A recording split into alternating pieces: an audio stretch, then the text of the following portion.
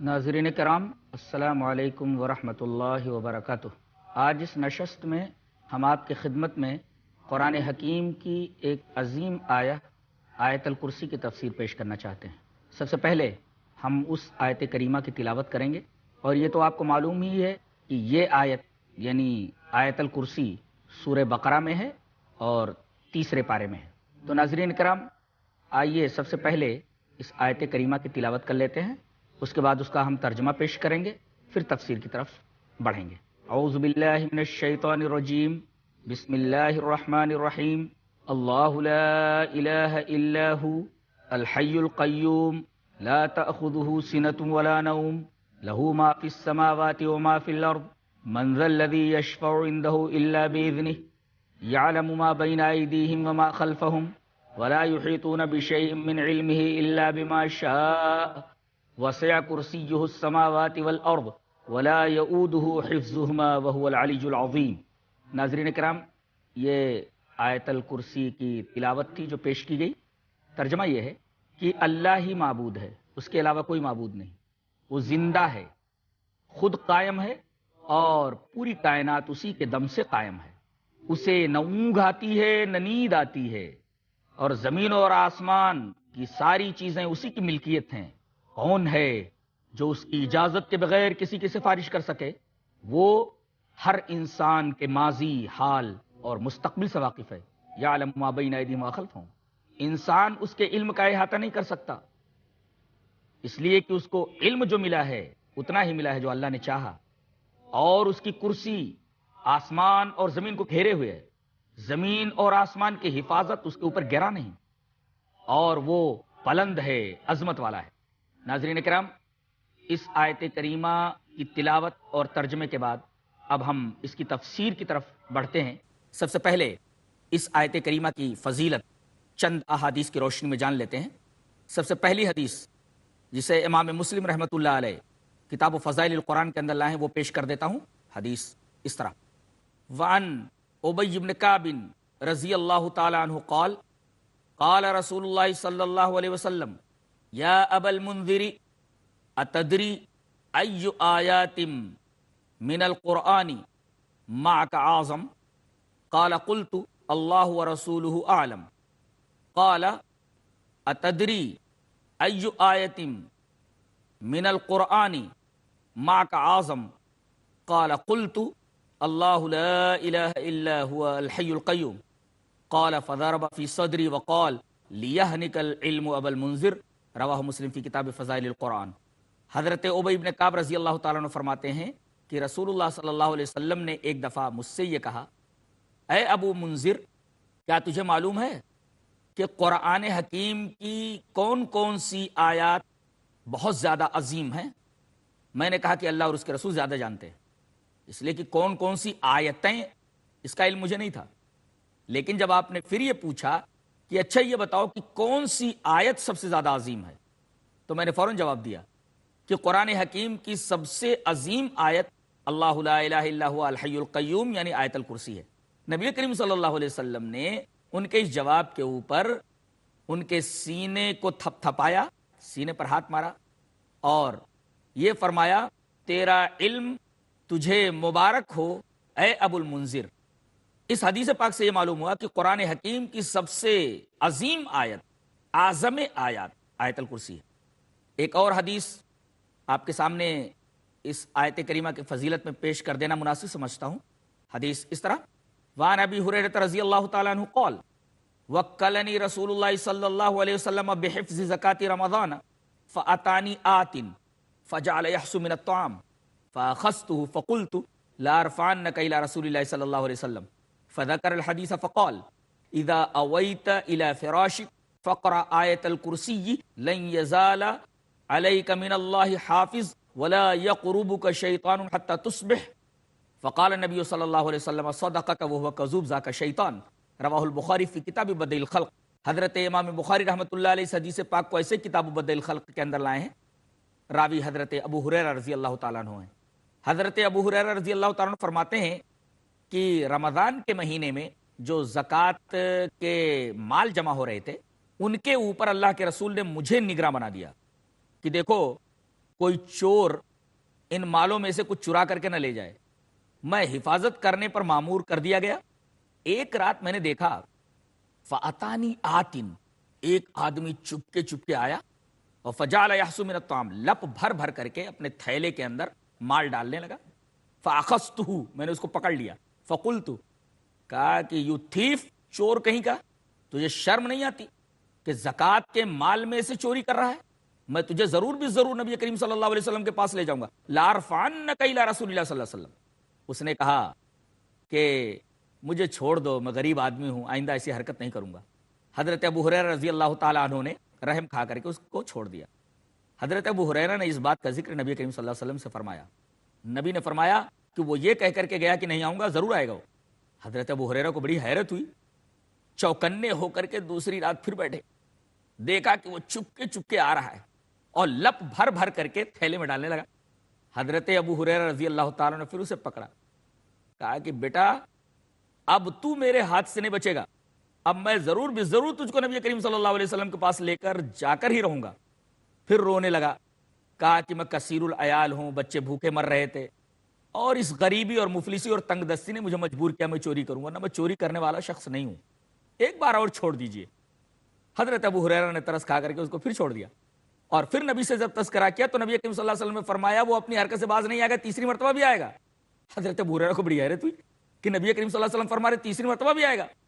چاق و چوبند ہو کر کے بیٹھے، دیکھا کہ رات جب کافی گزر گئی، دھیرے دھیرے وہ مال کی طرف بڑھا اور لپ بھر بھر کر کے تھیلے میں ڈالنے لگا۔ اب حضرت ابو ہریرہ رضی اللہ تعالیٰ عنہ کا پیمانہ صبر لبریز ہو گیا۔ انہوں نے اس کو پکڑا اور کہا کہ آج تو میرے ہاتھ سے نہیں بچے گا، یہ تیسری بار تیری ایسی حرکت ہے، اور بار بار تو وعدہ کرتا کہ چوری نہیں کروں گا، پھر چوری کرنے کے لیے آ جاتا ہے، اب میں تجھے ضرور بھی ضرور نبی کریم صلی اللہ علیہ وسلم کے پاس لے جاؤں گا۔ اس چور نے یہ کہا اگر میں تمہیں دین کی ایک بات بتا دوں تو کیا تم مجھے چھوڑ دو گے؟ کہا کہ تو چور، یو تھیف، تو دین کی بات مجھے بتائے گا، چوری کرتا ہے اور پھر تو کہہ رہا ہے کہ میں دین کی بات تمہیں بتاؤں گا، اچھا چلو بتاؤ کیا بتانا چاہتے ہو۔ تو اس نے کہا اذا اویت الی فراشک فقرأ آیت الکرسی، جب تم رات میں اپنے بستر کے اوپر آؤ تو سونے سے پہلے آیت الکرسی کی تلاوت ضرور کر لیا کرو۔ حضرت ابو ہریرہ نے پوچھا اس کا فائدہ؟ کہا کہ دو فائدے ہیں، لن یزال علیک من اللہ حافظ، اللہ تبارک و تعالی اس آیت کریمہ کے پڑھنے کی وجہ سے تیرے اوپر ایک حفاظت کرنے والا مقرر کر دے گا اور وہ تیری حفاظت کرے گا، ایک فائدہ تو یہ ہے۔ اور دوسرا فائدہ یہ ہے کہ ولا یقربک شیطان حتی تصبح، کوئی شیطان صبح تک تیرے قریب نہیں آئے گا۔ اگر تو نے سوتے وقت یہ آیت کریمہ پڑھ لی، آیت الکرسی، تو صبح تک کوئی شیطان تیرے قریب نہیں آئے گا۔ حضرت ابو ہریرہ رضی اللہ تعالی عنہ نے اس کو چھوڑ دیا۔ نبی کریم صلی اللہ علیہ وسلم سے صبح جب تذکرہ کیا تو حضرت ابو ہریرہ رضی اللہ تعالی عنہ کہ حیرت کی انتہا نہ رہی جب نبی کریم صلی اللہ علیہ وسلم نے یہ فرمایا کہ یہ بات جو اس چور نے کہی بالکل صحیح ہے، اس کی بات بالکل سچی ہے، لیکن وہ جھوٹا ہے، جھوٹے نے سچی بات کہی۔ کہا کہ اللہ کے رسول یہ کیسے؟ کہا وہ انسان نہیں شیطان تھا جو انسانی شکل میں زکوٰۃ کا مال چوری کرنے کے لیے آیا تھا۔ ناظرین کرام، اس حدیث پاک سے یہ پتا چلا کہ شیطان انسان کے روپ میں آ سکتا ہے، ایک بات تو یہ معلوم ہوئی، اور دوسری بات یہ معلوم ہوئی کہ وہ گھر میں چوریاں بھی کر سکتا ہے۔ کیا ایسا نہیں ہوتا؟ لوگ گھر میں گناہوں کے آلات اور اسی طریقے سے دین اسلام سے بیزاری اور دوری کا ماحول بنائے رہتے ہیں، نتیجہ یہ ہوتا ہے کہ شیطان ان کے گھر میں در آتا ہے، اور جب برکتیں ختم ہو جاتی ہیں تو ادھر ادھر دوڑتے پھرتے ہیں کہ کس طریقے سے گھر کی اس بے برکتی کو ختم کیا جائے، علاج کہاں ہے اور ڈھونڈتے کہاں ہیں۔ اور تیسری بات یہ معلوم ہوئی کہ آیت الکرسی کی فضیلت یہ ہے کہ کوئی آدمی اگر رات کو سونے سے پہلے اس کی تلاوت کر لے تو اللہ تبارک و تعالیٰ کی طرف سے ایک محافظ، ایک حفاظت کرنے والا اس کے اوپر مقرر کر دیا جائے گا جو اس کی حفاظت کرے گا۔ اور دوسرا فائدہ یہ ہوگا کہ صبح تک اس کے پاس کوئی شیطان نہیں آئے گا۔ اور سب سے اہم بات یہ معلوم ہوئی کہ کوئی شخص دین کے نام پر کوئی بات سنے، چاہے کسی عالم نے کہا ہو، کسی مولوی نے کہا ہو، کسی پیر یا فقیر نے کہا ہو، بڑی سے بڑی شخصیت نے کہا ہو، بات کو سننے کے بعد اس کی تحقیق کر لے کہ یہ جو بات دین کے نام پر کہی گئی ہے کیا قرآن اور حدیث سے ثابت ہے؟ اگر قرآن و حدیث سے ثابت ہے تو لے لے، اور اگر قرآن و حدیث سے ثابت نہیں ہے تو اس کو چھوڑ دے۔ ناظرین کرام، یہاں وقت ہو گیا ہے ایک چھوٹے سے بریک کا، تھوڑی دیر کے بعد انشاءاللہ ہم پھر آپ کی خدمت میں حاضر ہوتے ہیں۔ ناظرین کرام، السلام علیکم ورحمۃ اللہ وبرکاتہ۔ آیت الکرسی کی تفسیر جاری ہے۔ ہم نے اس سے پہلے اس آیت کریمہ کی تلاوت آپ کے سامنے پیش کی، ترجمہ پیش کیا، اور فضیلت پر 2 احادیث آپ کے سامنے پیش کی۔ اب ہم اس آیت کریمہ کی تفسیر کی طرف آتے ہیں۔ غور کیا جائے تو اس پوری آیت کے اندر 10 جملے ہیں، یعنی 10 سینٹنسز، 10 جملے ہیں۔ اور حیرت کی بات تو یہ ہے کہ پہلا جملہ دعویٰ ہے اور بعد کے جو 9 جملے ہیں وہ اسی دعوے کی دلیل ہیں۔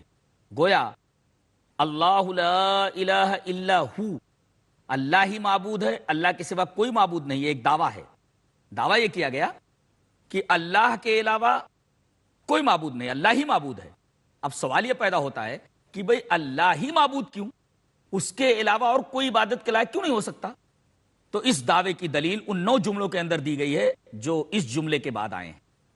پہلا ٹکڑا، وہی عبادت کے لائق ہے، اس کے علاوہ کوئی عبادت کے لائق نہیں، اس لیے کہ وہ زندہ ہے، الحی، زندہ ہے۔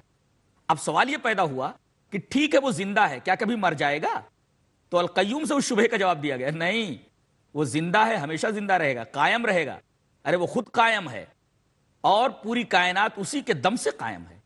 پھر یہ سوال پیدا ہوا کہ ٹھیک ہے وہ زندہ ہے، ہمیشہ قائم رہنے والا ہے، کبھی مرے گا نہیں، لیکن کیا کبھی وہ سو بھی جاتا ہے کہ کوئی دعا کرنے والا ہو اور دعا کر رہا ہو اور وہ سویا پڑا ہو، اس کی دعا کو نہ سن سکے؟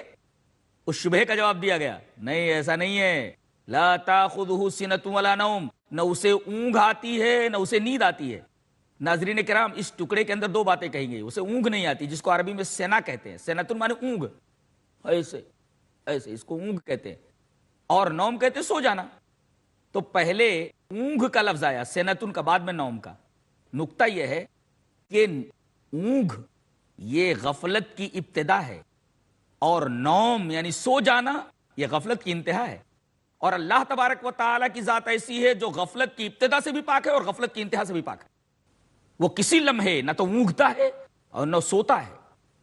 کسی بھی لمحے کوئی اپنا دست سوال اللہ کے حضور پھیلا دے، کچھ مانگے، تو اس کی آنکھ ہمیشہ کھلی رہتی ہے، اس کے کان ہمیشہ سنتے رہتے ہیں۔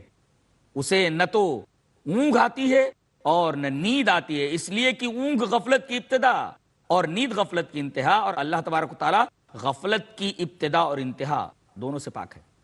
اس کے بعد ایک سوال پیدا ہوا کہ کسی آدمی نے اللہ سے کچھ مانگا اور کسی مصلحت کی بنا پر اللہ تبارک و تعالیٰ نے وہ چیز اس کو دی نہیں، تو کیا کائنات میں کوئی ایسی ہستی ہے جو ڈرا دھمکا کر کے اللہ تبارک و تعالیٰ کو زور زبردستی کر کے وہ چیز اس بندے کو دلوا سکے؟ اس کا جواب دیا گیا، ایسا نہیں ہے۔ زمین اور آسمان میں جتنی چیزیں ہیں سب اس کی ملکیت ہیں اور وہ سب کا آقا ہے۔ غلام کی کیا مجال کہ وہ آقا کے اوپر جبر کر سکے، آقا کو دھمکی دے سکے، آقا کو ڈرا سکے؟ اب سوال یہ پیدا ہوا، ٹھیک ہے ڈرا دھمکا کر کے اس کو منوایا نہیں جا سکتا، سفارش کر کے تو وہ چیز حاصل کی جا سکتی ہے؟ تو اس کا جواب دیا گیا، من ذا الذی یشفع عندہ الا باذنہ، کون ہے جو اللہ کے حکم کے بغیر کسی کی سفارش کر سکے؟ اللہ جب تک کسی کو حکم نہ دے، اجازت نہ دے، تب تک کسی آدمی کو کسی کے حق میں سفارش کرنے کی اجازت نہیں ہے۔ اس کے بعد ایک سوال پیدا ہوا کہ یہ جو سفارش کرنے والا ہے، سفارش کرتے وقت کیا یہ تاثر دینا چاہتا ہے کہ میں اللہ کی معلومات میں اضافہ کر رہا ہوں، اور اللہ تبارک و تعالیٰ کو مشفوع کے بارے میں اتنا علم نہیں ہے جتنا کہ شافع کو ہے، سفارش کرنے والے کو ہے؟ اس شبہے کا جواب اس ٹکڑے سے دیا گیا، یعلم ما بین ایدیہم وما خلفہم، اللہ کو انسان کے ماضی، حال اور مستقبل سب سے واقفیت ہے. ہر انسان کے ماضی سے واقف ہے، ہر انسان کے حال سے واقف ہے، ہر انسان کے فیوچر سے واقف ہے، مستقبل سے واقف ہے. تو سفارش کرنے والا اللہ تبارک و تعالیٰ کی معلومات میں کیا اضافہ کرے گا؟ اس کی کیا مجال، اس کی کیا حقیقت، اس کی کیا حیثیت کہ اللہ تبارک و تعالیٰ کی معلومات میں اضافہ کر سکے؟ پھر ایک سوال پیدا ہوا کہ معلومات میں اضافہ کیوں نہیں کر سکتا آدمی؟ اللہ کی معلومات میں اضافہ کیوں نہیں کر سکتا؟ اس کا جواب دیا گیا وَلَا يُحِيطُونَ بِشَيْءٍ مِّنْ عِلْمِهِ إِلَّا بِمَا شَاءَ. ارے انسان کو علم اتنا ہی ملا جتنا اللہ تبارک و تعالیٰ نے اسے دیا ہے، اس سے زیادہ اسے علم ہی نہیں ہے. انسان کے پاس جو علم ہے وہ اللہ تبارک و تعالیٰ کا دیا ہوا ہے. اب جب اس کا علم عطائی ہے، اللہ کا دیا ہوا ہے، تو یہ بیچارہ اللہ تبارک و تعالیٰ کی معلومات میں کیا اضافہ کر سکتا ہے؟ پھر ایک سوال پیدا ہوا کہ اللہ تبارک و تعالیٰ کی حکومت کائنات کے چپے چپے پر ہے، کہیں کوئی چپا ایسا ہے جہاں اس کی حکومت نہیں ہے؟ کا جواب دیا گیا کائنات کے ذرے ذرے پر اس کی حکومت ہے. وَلَا يُحِيطُونَ بِشَيْءٍ مِّنْ عِلْمِهِ إِلَّا بِمَا شَاءَ وَسِعَ كُرْسِيُّهُ السَّمَاوَاتِ وَالْأَرْضِ. زمین اور آسمان کا ہر گوشہ ایسا ہے کہ اس کی کرسی اس گوشے کو گھیرے ہوئے ہے. یعنی کائنات کا کوئی چپا ایسا نہیں ہے جہاں پر کسی اور کا اقتدار چلتا ہو، کسی اور کی حکومت چلتی ہو. ہر چپے پر اللہ تبارک و تعالی ہی کا اقتدار ہے اور اسی کی حکومت چلتی ہے. اب یہ سوال پیدا ہوا، یہ پوری کائنات اکیلے وہ کیسے سنبھال رہا ہے؟ کیسے اس کی حفاظت کر رہا ہے؟ کیا یہ اس کے اوپر بھاری تو نہیں ہے کہ پوری کائنات کو اکیلے سنبھالے ہوئے ہے؟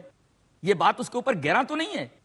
اس کا جواب بات کے ٹکڑے سے دیا گیا وَلَا يَؤُودُهُ حِفْظُهُمَا. دونوں کی حفاظت یعنی آسمانوں اور زمینوں کی حفاظت اس کے اوپر گراں نہیں ہے، اکیلے ہی پوری کائنات کے چپے چپے کو سنبھال رہا ہے.